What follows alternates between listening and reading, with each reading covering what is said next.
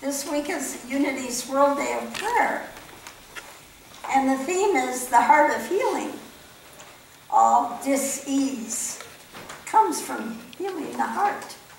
And healing the heart opens your heart so that all the grace and the love and abundance and health and strength can flow through. So if you're comfortable with it, would you repeat with me an affirmation? I open my heart to healing. Together, I open my heart to healing. And the heart is the divine feminine. You know, there's a commandment, honor your father and mother. And for some people, I know that's harder than others. But they're not talking about your earthly parents. They're talking about your divine feminine and masculine natures.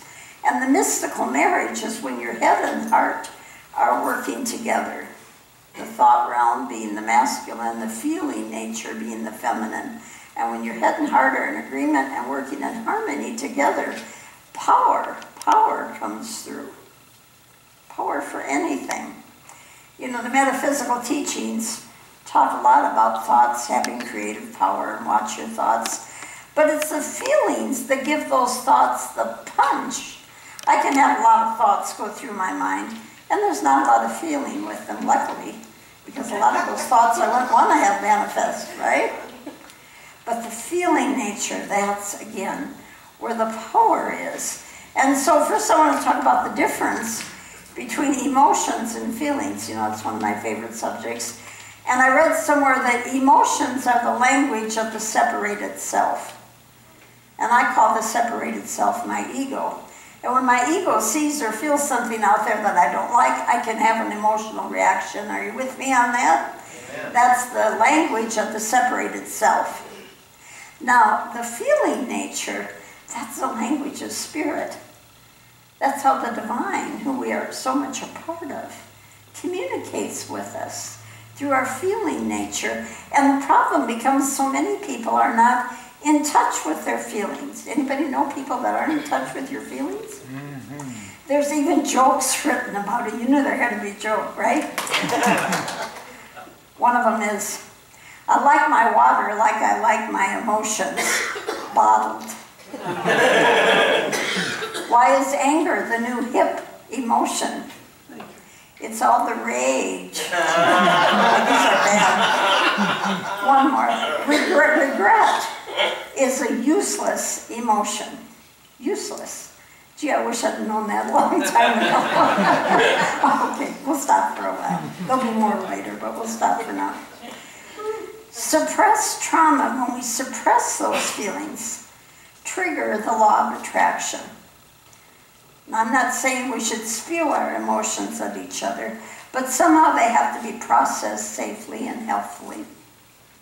Otherwise, if you just stuff them, they just, a law of attraction, you will keep drawing experience after experience that reflects those stuffed feelings altogether. Now, oops.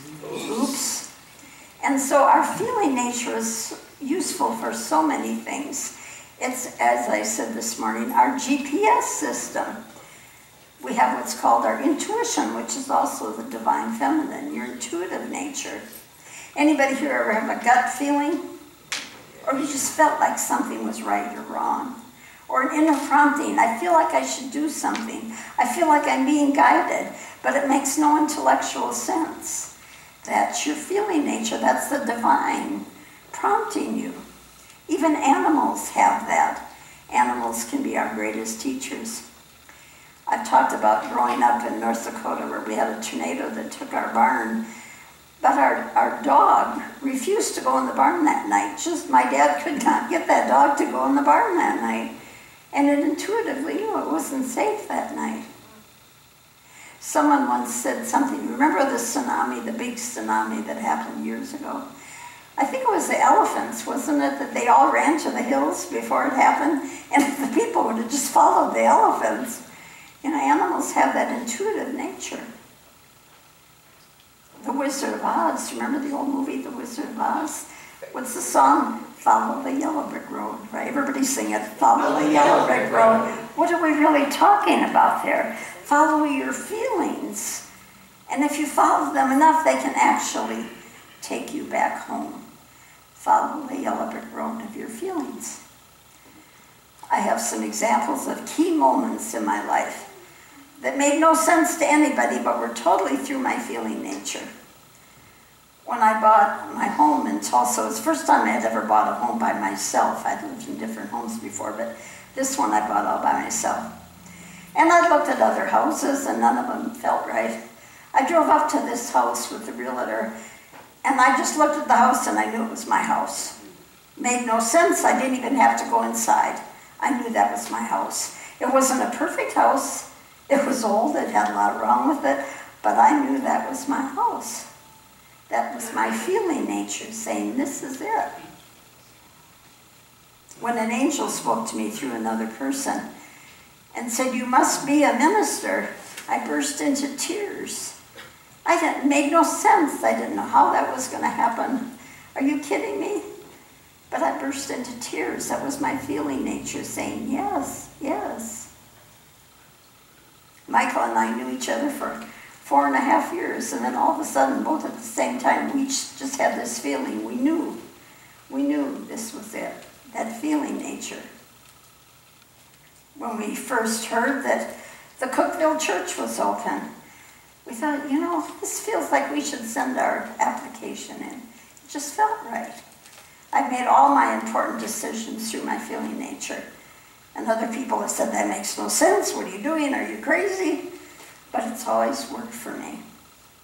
Okay, well, the feeling nature also needs to lighten up now and then. So how about a few more jokes to see if we can lighten up a little? Why was the moon so sad? She was in one of her phases. What do you call a sad coffee? Depresso. What do you call a sad soda? So depressing.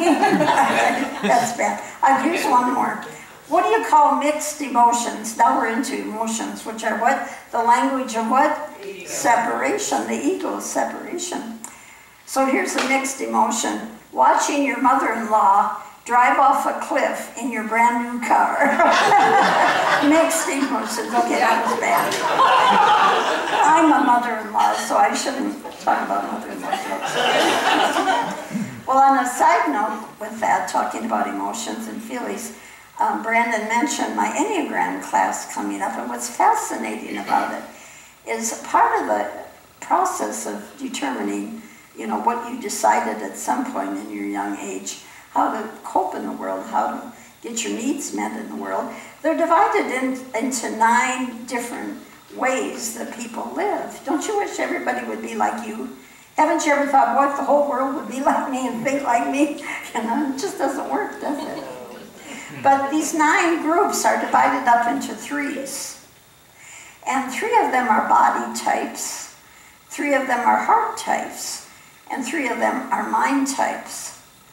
And so the body types go with physical feelings, like a gut feeling, or your hair stands on end, or maybe you turn beet red. Your body physically reacts. That's how you access your feelings.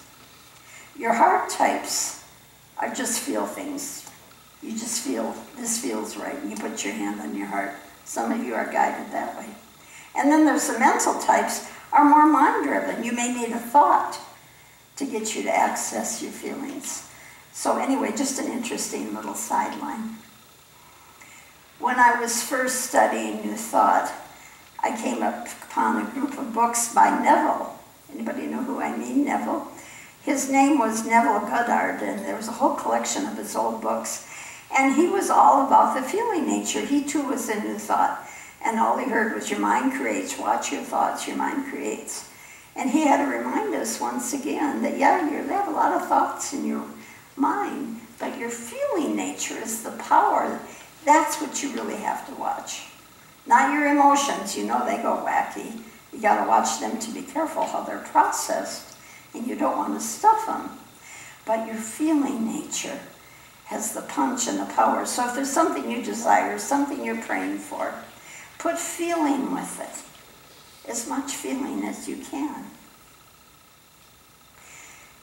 Interesting, synchronicity. My favorite word is synchronicity. And just this morning as I went into my computer, like I do, it's my addiction is going into my computer all the time. And as some of you get Maria Shriver's newsletter on Sunday morning, and her quote of the day was, believe it or not, when you feel powerless, that's because you've stopped listening to your heart. That's where your power comes from. Was that a synchronistic quote for me to find this morning? Okay, let's close with these. I was just telling my friend about an emotional time buying a car. It was a sob story. Oh, that's bad. I found out today I have an identical twin brother, and I got very emotional when we finally met. I was beside myself. Any of you remember The Sound of Music? This is a Julie Andrews joke. Actually, I don't think it was from The Sound of Music. I think it was another one of her movies. My nanny once told me of an emotionally distant but insecure yogi who fell ill and subsequently had developed bad breath. It was a super callous, fragile mystic down with halitosis. I have practiced saying that one. All right. Let us pray from our feeling nature. If you feel comfortable closing your eyes, let's get out of our heads this morning and go into our hearts. Just rest there a while, allowing whatever is there to just be there. But being willing to allow the movement through the heart to release those old wounds, to release any excess baggage or bruisedness in your heart, to simply let it go. Not condoning what happened, just letting it go. That's what true forgiveness is. And allow the opening, allow the healing, the comfort, the compassion, the love to flow through your heart.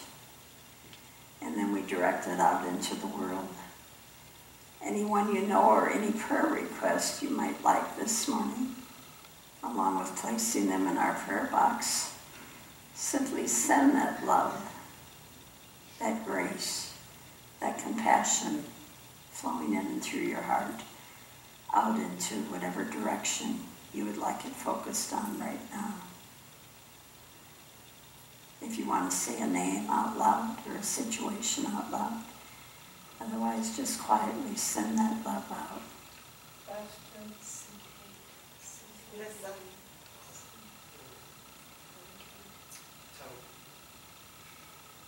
And then we can let it go knowing it is already done.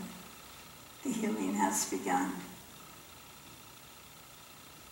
It is not I, but the Christ within that does the work.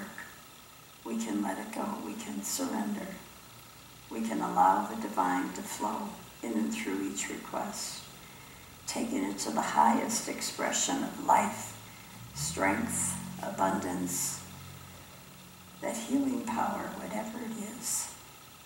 We claim it now in the nature of the Christ. Amen.